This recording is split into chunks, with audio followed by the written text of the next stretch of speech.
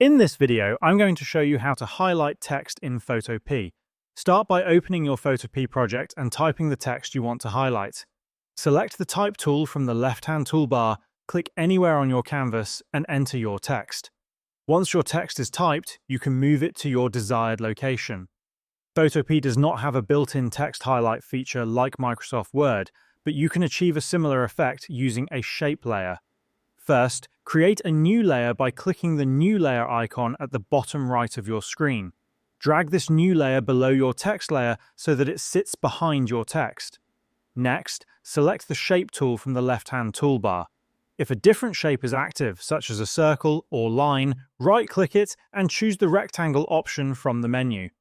At the top of the screen, make sure the stroke is set to None and the fill color is set to the color you want for your highlight. For example, you can select a bright yellow to mimic a traditional highlighter. Click and drag over your text to create the highlight rectangle, ensuring it covers the area you want emphasized. If you need to adjust the highlighted area later, select the Shape layer, then enable transform controls from the top options bar while using the Move tool. Hold the Shift key and drag the edges of the highlight to adjust it precisely, matching the text perfectly.